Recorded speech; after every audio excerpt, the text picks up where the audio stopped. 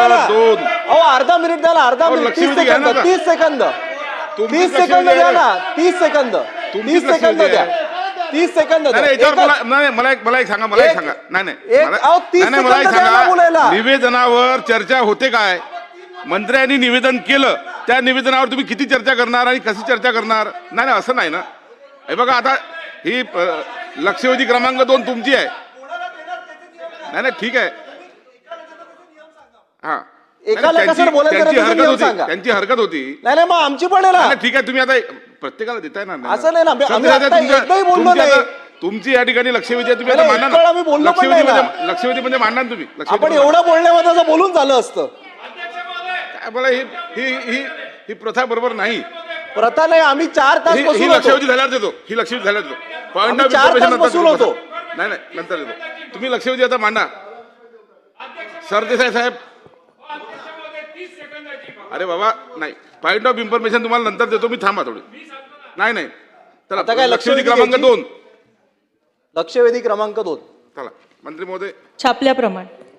अध्यक्ष महोदय, ही जी काय लक्षवेधी आहे ही मुंबईच्या एक अत्यंत महत्वाच्या विषयासंबंधातली लक्षवेधी आहे. आत्ता चर्चा होत होती की मॅनहोलमध्ये पडून आत्ताच कोणाचा मृत्यू झाला.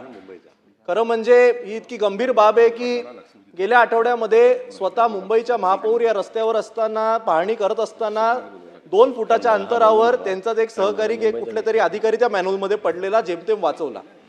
असं असताना सुद्धा परत एकदा हे झालं. म्हणजे गेल्या आठवड्यानंतर मुंबई महापालिका काहीच शिकली नाही.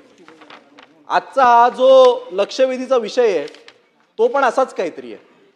2-3 वर्षापूर्वी घाटकोपरमध्ये होर्डिंग पडून मोठी दुर्घटना घडली. 17 लोक मृत्युमुखी पडले, 75 लोकांना इंजर्ड झाले.